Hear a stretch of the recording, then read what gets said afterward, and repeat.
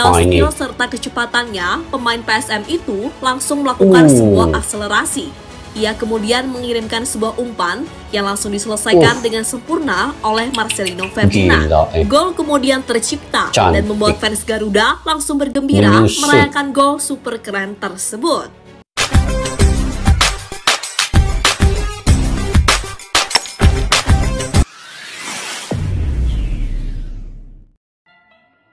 Assalamualaikum dan salam persaudaraan, salam sepak bola Piala Asia 2024 ini guys. Oke, tanggal 19 Januari nanti, hari Jumat ini, Indonesia akan menentang Vietnam dan Malaysia pula akan menentang Bahrain. Ini adalah perlawanan hidup mati di antara kedua-dua pasukan.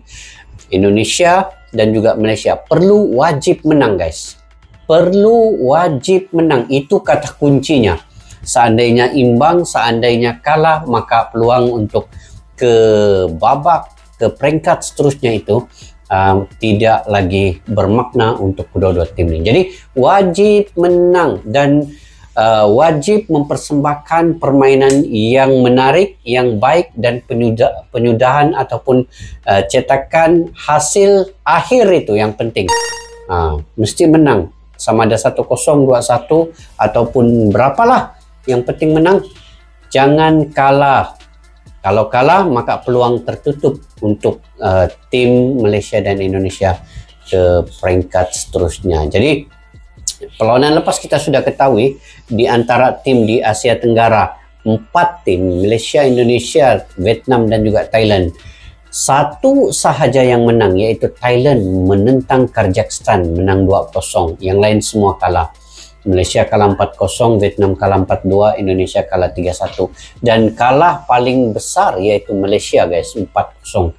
Itu yang saya sangat kecewa. Tapi kalau dari sisi lain, melihat daripada segi permainan, itu sebenarnya masih melawan. Cuma kelalaian di bagian pertahanan lini belakang Malaysia yang menyebabkan Malaysia dibobolkan sampai 4 gol itu, yang menjadi saya kurang semangat ketika Malaysia menentang Jordan itu guys. 4-0 itu angka yang sangat besar ya. Kekalahan itu ramai penggemar sepak bola di Malaysia ini tidak dapat menerima dengan kekalahan itu.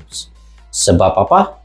Selama perlawanan friendly match uji coba, Malaysia kesemuanya hampir menang, tidak pernah kalah seteruk 4-0 itu guys. Itu yang kita pun kurang pasti. Kadang-kadang bola ini bulat, bola ini bundar. Di uji coba ada yang tim selalu kalah, tetapi bila pertandingan sebenar pula mempersembahkan yang terbaik dan bisa untuk menang. Jadi itulah, ada yang kadang-kadang uji cobanya selalu menang, tapi bila pertandingan kalah pula. Jadi tidak boleh dijangkakan sepak bola ini guys. Oke, dalam video kali ini saya ingin mereaksi terkait dengan bagaimana komentatornya sampai histeris, yaitu gol kelas dunia yang dihasilkan oleh Marcelino Ferdinand. Yuk kita simak dulu video ini. Gol yang sangat cantik, berkelas dan sangat berstyle daripada Marcelino Ferdinand, daripada channel GL News Report. Pada yang baru ketemu, kalian boleh dukung dengan menekan butang subscribe dan tombol loncengnya. Oke guys, yuk kita simak video ini.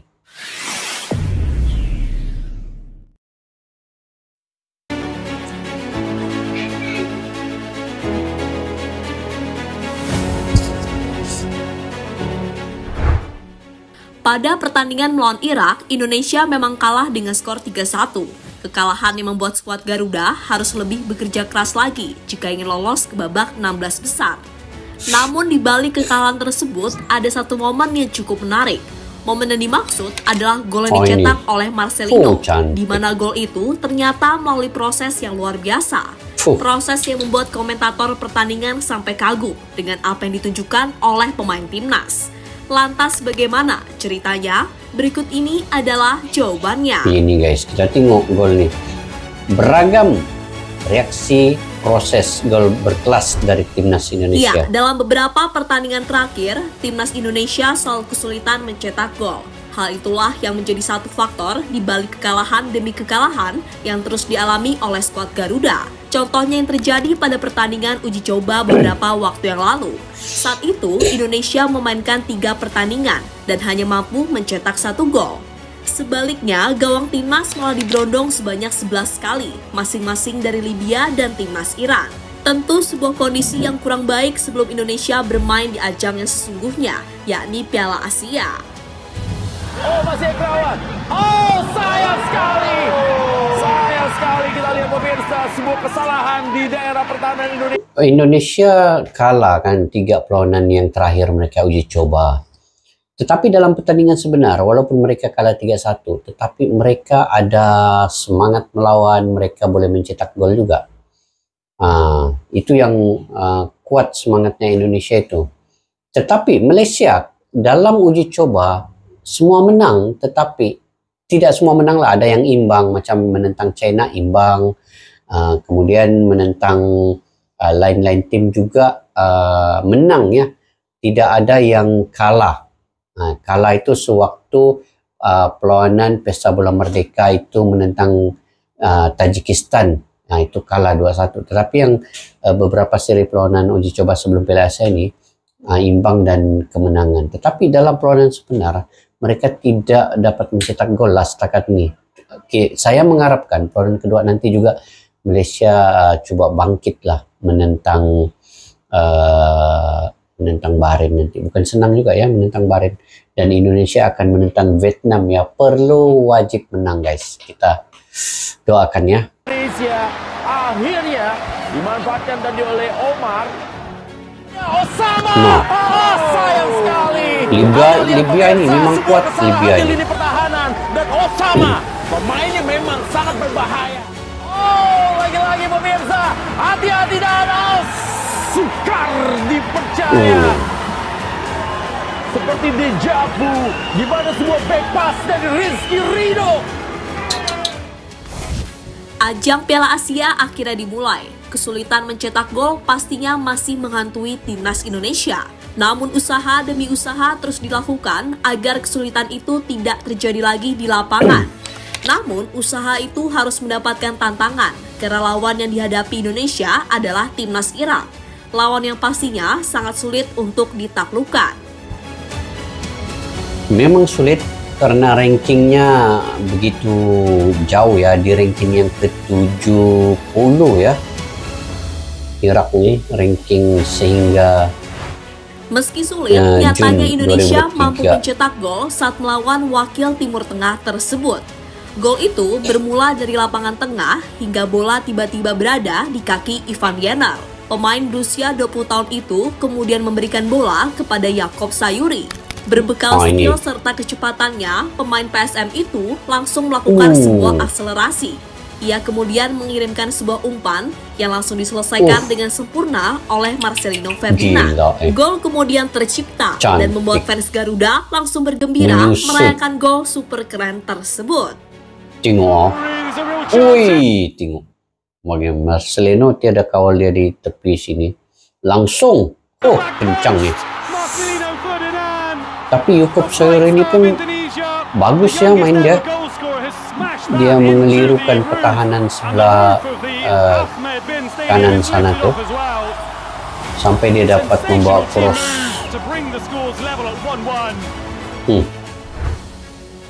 Golnya mirip dengan gol Vinicius di final Liga Champions 2022. Mirip dengan gol final UCL. Jika kita perhatikan lebih seksama, proses gol timnas Indonesia tampak tidak asing.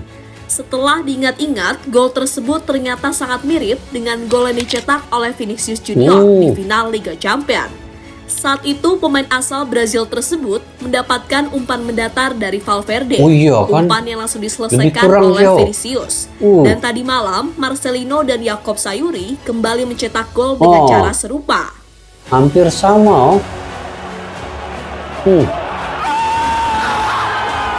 Nah.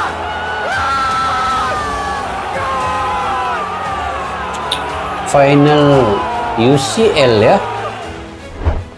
Itulah dapat gol kelas apresiasi dunia lah. dari media luar. Gol yang dicetak oleh Marcelino juga mendapatkan apresiasi dari media luar. Salah satunya adalah OneFootball. Media tersebut memuji kerjasama yang dilakukan oleh Yakob Sayuri dan Marcelino. Kerjasama yang akhirnya berbuah manis, hingga keduanya langsung melakukan selebrasi bareng di lapangan. Mantap.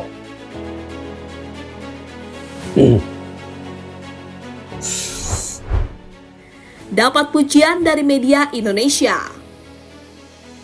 Selain media luar, gol yang dicetak oleh Marcelino itu juga mendapatkan pujian dari media dalam negeri. Mereka juga memiliki pikiran yang sama, jika gol Indonesia sangat mirip dengan gol Real Madrid di final Liga Champions. Tentu sebuah hal yang tidak disengaja, karena momennya datang begitu cepat, hingga membuat fans Garuda sempat tak percaya saat melihatnya. Tapi Marcelino punya lagi cantik lah dari yang tuna, daripada Junior tuh. Namun sayang, gol keren yang diciptakan oleh Marcelino tetap gagal membawa Indonesia meraih kemenangan. Karena Irak tetap lebih perkasa saat mereka mampu mencetak 3 gol ke gawang timnas. Iya, Hasil yang mau tidak mau harus diterima sekaligus menjadi bahan evaluasi agar di pertandingan kedua mendapatkan hasil yang lebih baik. Pada pertandingan kedua sendiri, Indonesia akan melawan Vietnam. Sebuah lawan yang pastinya tidak asing, karena kedua negara sudah sering bertemu di ajang Piala AFF, ajang paling bergengsi di tingkat ASEAN saat ini. Vietnam, mudah-mudahan Indonesia akan menang ya lawan Vietnam ini. Itu musuh berbuyutan lah sekarang Vietnam itu.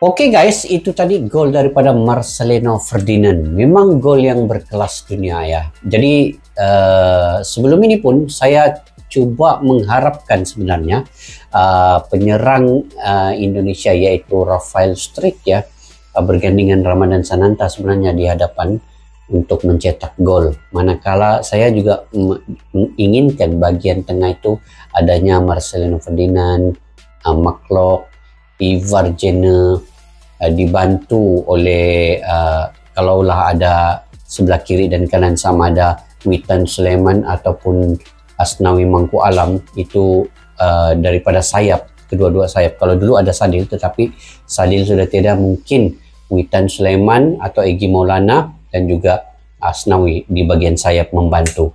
Di tengah itu ada Ramadan Sananta dan juga Rafael Struijk. Kemudian di bagian gelandang pula ada Marcelino Ferdinand, ada McLeod, dan di lini belakang itu Jordi Amat, Elkan Bagot, Rizky Ridho perlu ada di situ. Tetapi dalam perlawanan menentang Irak itu memang ada juga lah kesilapan pertahanan seperti Elkan Bagot. Di gol yang pertama itu kesilapan dari Elkan Bagot.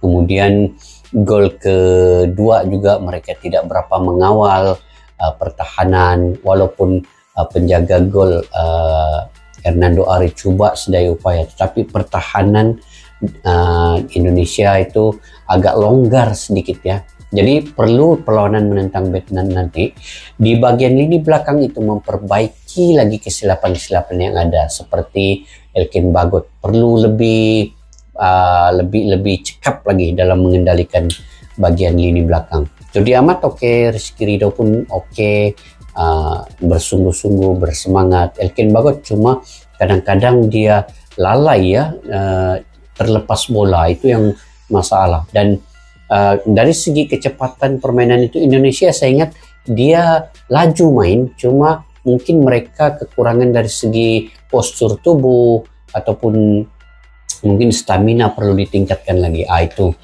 nanti lawan Vietnam pasti Indonesia lebih gah lagi, lebih kuat lagi, sebab mereka sudah bermain dengan tim-tim yang semua ranking-ranking yang tinggi ketika uji coba dan juga perlawanan menentang Irak itu.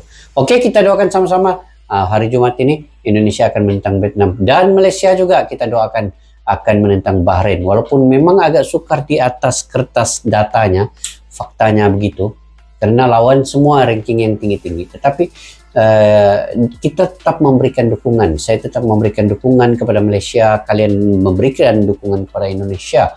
Sama ada kalah atau menang itu yang penting, itu belakang cerita. Yang penting persembahan yang mereka tunjukkan, mempunyai satu semangat juang yang tinggi, dan juga karena ini lencana di dada masing-masingnya. Itulah, mudah-mudahan Malaysia dan Indonesia akan tampil yang terbaik di perlawanan kedua nanti. Oke, bagaimana menurut kalian guys? Kalian boleh komentar di ruang kolom di bawah. Sampai kita berjumpa lagi di video yang akan datang. Assalamualaikum warahmatullahi wabarakatuh.